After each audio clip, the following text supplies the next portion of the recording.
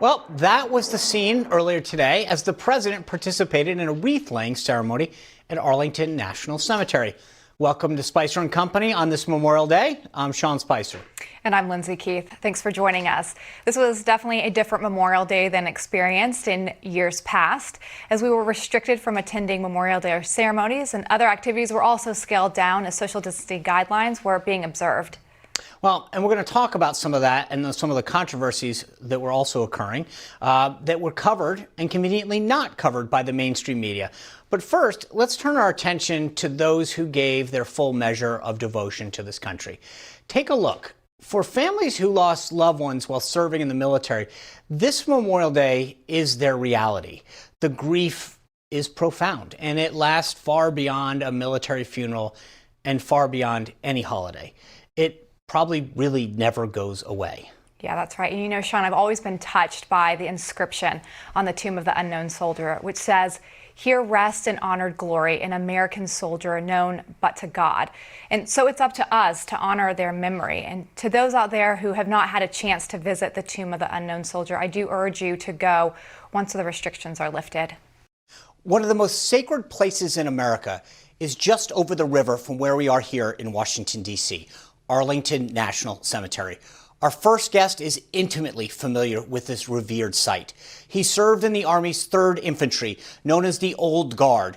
The Old Guard contains the Army's official ceremonial unit. They're the ones who take the bodies of their fallen comrades to their final resting place and who stand watch over the tomb of the unknown soldier. Senator Tom Cotton was a platoon leader for the Old Guard and authored a book about his service in that unit called Sacred Duty. And he's here to share his thoughts with us on this Memorial Day. Senator, thank you for being here. Thanks so much, Sean. Senator, tell me, the military is steeped in tradition. You talk about this and you show some great pictures in your book. Why are these traditions, the dignified transfer of remains, the tomb of the unknown soldier, these funeral honors, why are they so important for the military to carry on? Sean, everything that the Old Guard does, whether it's welcoming back the remains of fallen heroes at Dover Air Force Base during the dignified transfer of remains, or laying to rest our fallen heroes inside of Arlington National Cemetery, and of course guarding the tomb of the unknown soldier every minute of every day, is a reminder of the sacrifices that some Americans have made and continue to make to this day for our freedoms. And it's a sacred bond that we have with those who continue to serve, that should they fall in the line of duty, they will be remembered and they will be honored and they will receive the nation's gratitude on our most sacred ground. Senator, walk me through the mindset of having to do this day in and day out. It's a very somber lifestyle. Every day you're reminded of death and what people are going through. How do the soldiers that are there deal with this heavy burden that they have to do day in and day out? Well, every soldier at the 3rd Infantry Regiment, the Old Guard, may not come there with the mindset, but pretty quickly is taught and really kind of takes it in a deeply internal way that everything has to be done to a standard of perfection, because it is the last moment that the Army will have with that fallen comrade and with their family as well. And although we may have performed up to 25 or 30 funerals a day, and I individually may have performed 4 or 5 a day, for each family member, that is a once-in-a-lifetime moment. And very quickly, the most seasoned soldiers to the newest privates recognize just how solemn that responsibility is. And the standard really can be nothing less than perfection.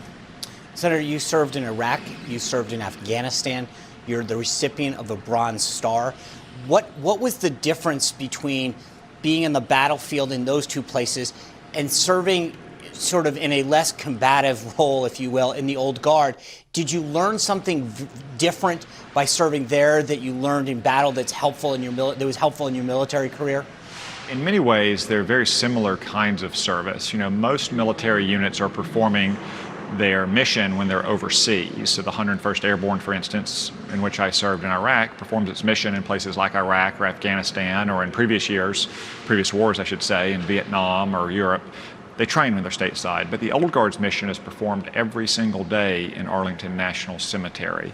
So every single day you're performing your mission essential tasks as a unit, and that means that you always have to train and be prepared to that standard of perfection.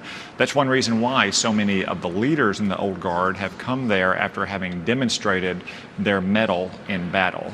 That was the case when I served there 14 years ago. It remains the case to this day. Senator, your book is fantastic, and it really lays out what goes on there at the Old Guard. Do you worry that younger Americans don't maybe have an appreciation or aren't being taught the lessons that are so steeped in what goes on there and about the service and the sacrifice that so many Americans have made throughout the years for our country? You know, I know a lot of people of older generations always look down at today's youth and say, you know, that's not the way it was back when we were kids. We're worried about how they're being raised. I think that's kind of natural to say for every generation. But I got to tell you, Sean, when you're at the Old Guard, when every Friday you see a new group of privates who are having the Old Guard's insignia pinned on them, when they get that buff strap that the Old Guard has been wearing going back more than 100 years, you recognize just how great this rising generation is as well, especially those who answer the call to serve in our nation's uniform. So I've got tremendous faith in the youth of today. I know there's always intergenerational tensions, but from what I see in our military, I've got tremendous faith in all of them. Senator, as I mentioned, you served both in Iraq and Afghanistan. That had to have taken an unbelievable mental toll on you psychologically, just seeing the stuff that you saw. Was there a psychological or emotional toll that you felt serving in the Old Guard, seeing this sort of the dignified transfer of remains come through Dover and the funerals on such a regular basis? There are certainly some occasions in the Old Guard that are more poignant than others because of the immediacy of the loss. You know, many of the funerals we performed in those days were World War II and Korea veterans. Today, increasingly, it's Vietnam veterans. And while it's always tragic to lose one's grandfather, for instance, many of those veterans came back from those wars and led full and complete lives of accomplishment and success and love and family and friendship. But those soldiers who had been killed just a few days earlier in Iraq or Afghanistan, many of whom had young husbands or wives and young children who may not even understand it, that was certainly a very demanding and stressful situation. And also to be at Dover Air Force Base in the middle of the night, usually pretty cold and windy on that airstrip there, and to be carrying the remains of a fallen comrade off the back of an aircraft as they begin the journey home is a reminder you can never really forget of the sacrifices that so many Americans have made to defend our freedoms over the generations. Yeah. Senator, I want to thank you for being here. I want to thank you for your service, and I want to recommend Sacred Duty to everyone to really get an understanding of what this unit does to make sure that we never forget the service and sacrifice of so many people that have gone before us to make sure this country continues to be the greatest place on earth. So thank you and happy Memorial Day, sir. Thank you, Sean. As we showed you at the top of the show, President Trump was at Arlington National Cemetery this morning to lay a wreath. And then later, he went to the site that inspired the Star-Spangled Banner, Fort McHenry, to continue to honor Memorial Day. But his presence wasn't exactly welcomed by the mayor. Citing COVID-19 concerns, Baltimore Mayor Jack Young asked the president to stay home, writing that President Trump deciding to pursue non-essential travel sends the wrong message to residents. The statement also goes on to complain about the cost associated with the visit, which of course requires additional personnel. You know, Sean, there's been a lot of controversy over the president's visit to Baltimore. What's your take on it? Well, I mean, this is silly to suggest that somehow the president going to Baltimore to honor those people who have died for our country and paying tribute to Francis Scott Key and all this is kind of a silly discussion. I mean, it wasn't like he was inviting people to come with us. So there really isn't any health concern there. And this is the kind of thing that we should be doing more of in light of the conversations that we had last week about how few people really understand this day. But, well, speaking of controversy, an opinion piece in the New York Times has used Memorial Day of all days to accuse the military of, you're not going to believe this, white supremacism.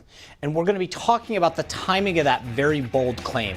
And later, we're actually going to be hearing from a Gold Star mother who also serves as the president of the National Association of all Gold Star Mothers. We'll hear her personal story and also find out what's being done to support other families who have lost loved ones while serving. That and so much more when we return.